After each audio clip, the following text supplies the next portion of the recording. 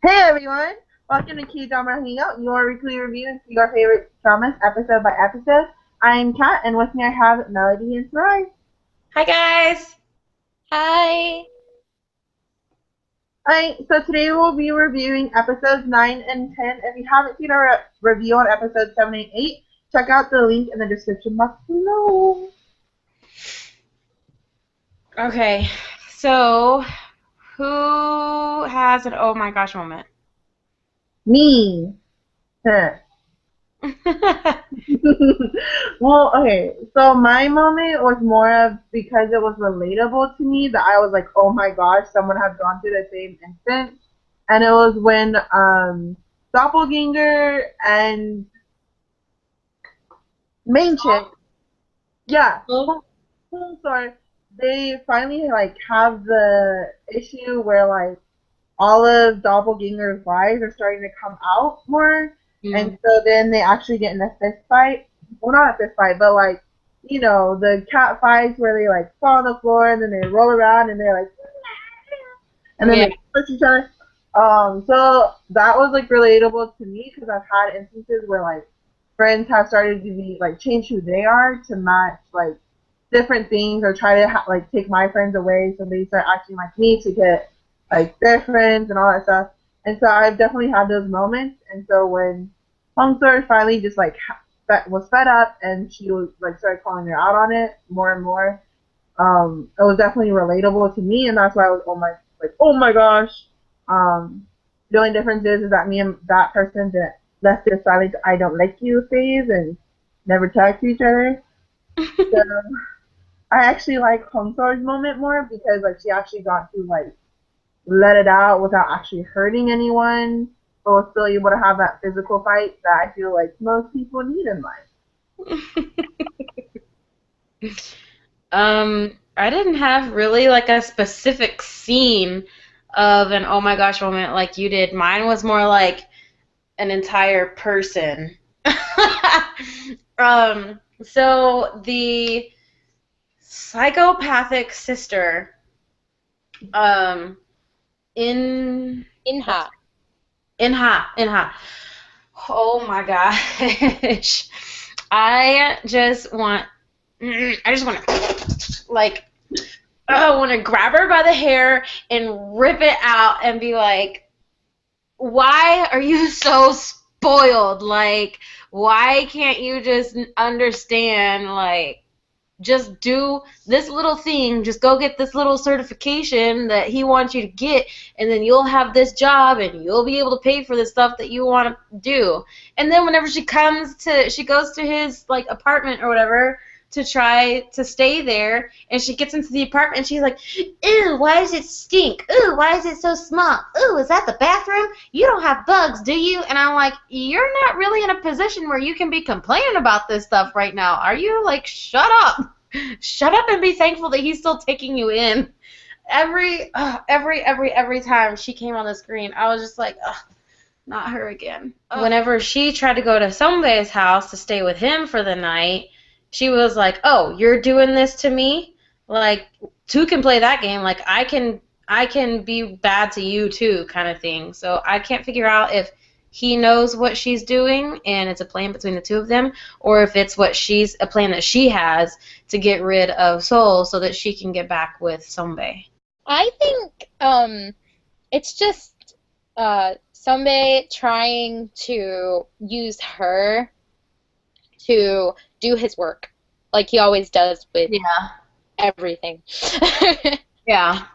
So, I mean, I guess that's pretty much what I think it is. But from seeing the actions that she's doing, I think her like I guess plan A that's in place right now is to get to be the other woman for him and his girlfriend to like play that she's the other woman. Oh, for the stalker and his girlfriend? Yeah. So that's what I think that she's doing because I saw the preview, okay? In the preview, she was like hitting him and slapping him and was like, "How could you do this? How could you do this?" And then he says, "She's not my girlfriend. She's not my girlfriend." And then shows a picture of them two together, like Sambe and Inha together. So I think that's her plan, but I don't know. Maybe it does backfire because that's what it seems. I think Sunbae is having Inha pretend like to talk to the stalker because he knows that Homestar is already trying to film the evidence for Stalker to show whoever. So I feel like Sunbae is doing that so that Stalker will believe that Inha is actually like Sunbay's person, I guess, so that way he still has reasons to go and try to find Homestar, and then that way Homestar is able to get more evidence. But then Inha is just doing it because she has ulterior motives to get Homestar out of somebody's life. So she's trying to prove that Homestar and Stalker are something. I feel like there's just like a lot of mixed plans and hidden meanings or like hidden plans that they're having, and hidden ulterior motives that we don't know yet, but they're all gonna backfire somehow because obviously we've seen enough plans backfire on Sunday. This plan is bound to backfire on him. His thing with Inha is bound to backfire on him, and obviously Stalker is gonna have a big backfire because already we've seen his multiple attempts backfire on him. But like you said with that preview and like how Homestar ran to Sunday because Sunday was there when she ran away from her house, I guess. I don't know. I feel like there's things that are gonna happen, and I'm really interested now because in Whole finally discovered that he has feelings for her. Finally, after all this time that we knew, but he didn't. I know that whole that was one of my moments too. Like whenever they were in the basement playing the piano, and she grabs his hand, is all excited for him, and then he starts blushing. I was like, oh come on, your CGI could have been better than that. I was like, you could just put half a thing of blush on him and it would have been better, just for that scene. These episodes made me officially torn. Okay. So 9, let's start with episode 9, right? So episode 9, I go in, I'm second lead crazy. All right, let's go, right? Then all of a sudden, something just happens. When he grabs her from behind at the stairs with the coffee, and I'm just like, sorry. I'm dying. And then I'm thinking, wait, why am I dying here? What is going on with me? And so then I'm starting, even little moments. What was that moment where they were by the lake and they were just talking? And just the connection that they had at that scene just made me go, aww. Said, I've only just met you, but I missed you this whole time I was gone. And he was like, we just came together, but now we have to separate again. That was cute. Yeah, I'm telling you. So I'm just going like this, and I'm like, wait, I'm not supposed to be like this. I'm not supposed to be like this. So I was torn. By the end of episode 9, I was very swayed. But then episode 10 came, and it kind of revived me because I was like, yay, second lead, yay!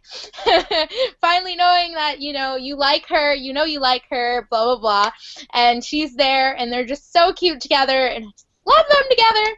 But now I'm kind of a little sad because they not broke up, but they're kind of in a space. Yeah, they're having time alone. So I was kind of sad when that happened. I felt this, oh, why are they not together? So I don't know what's wrong with me. I think I'm broken. I think I'm broken because I don't have second lead syndrome. I think I'm broken because I have second lead syndrome. I don't know. I mean, I have it, and I think I'm broken because I'm cheating on second lead with the lead. I don't know. No, but yes. Oh my goodness. Whenever he bought the coffee for her, and she was like, "I've already had enough," and he was like, "Get back over here," and gave her a hug, and I was like, "Oh my goodness, to have a hug from him." And then he slips it in her pocket. I was like, "Oh yeah, you slipped that coffee in her pocket. You give it to her anyway someday." I was like, "You." I don't know why. I don't know why. But that was just like, oh, okay, yeah, you go there, you go, boy. Like, I don't know why, but it was just like. So I am gonna say though, I did a lot of thinking about the first lead, right? And I'm still second lead, okay? No matter what anyone says, I'm still second lead. But I feel like the first lead, because now they're in a separation point, I think that the couple needs to learn to understand each other a little bit better and communicate with each other, because maybe that's why I like the second lead so much, because they just flow, you know, like Sol and Inho, they just flow. They get together and they understand each other, and I like that they're there to help one another.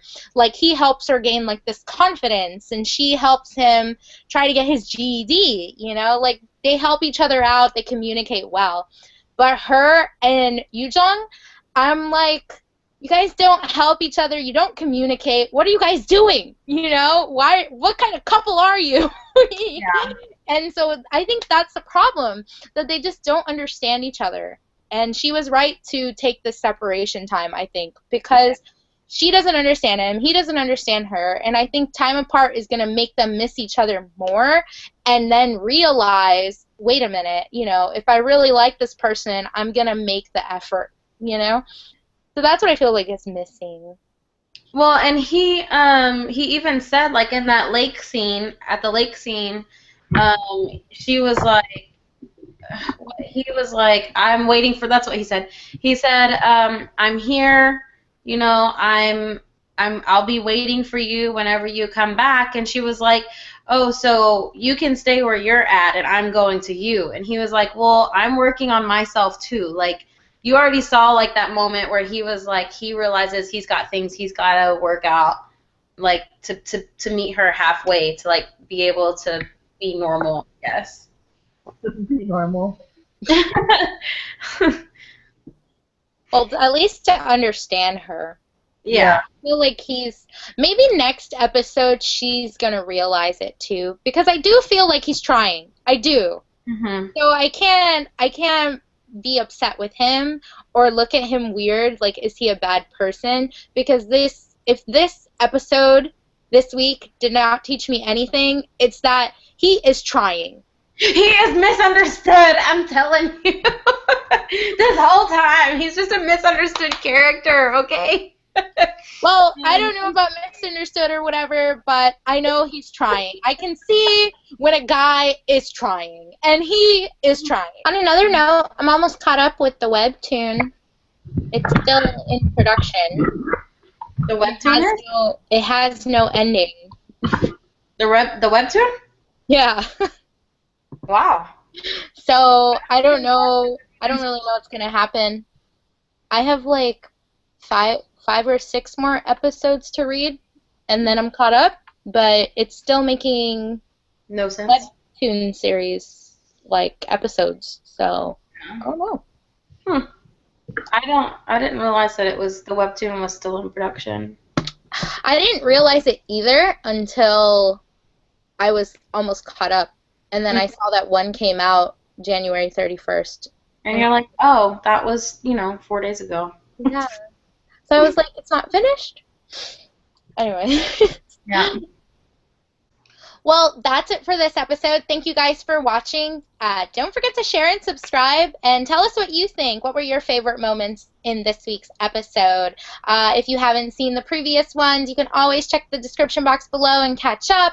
Go on our videos page and watch them. And we won't see you guys next week, unfortunately, because it is the lunar year, so Cheese in the Trap will not be showing episodes next week. But the following week, we will come back and do episode 11 and 12. Yeah. But tune in for a special video next week, special drama video. So hopefully you guys will enjoy that. So until then, keep dramatic. Keep it dramatic. Bye. Bye. Bye. Pew, pew, pew, pew, pew, pew. Boing. Oh.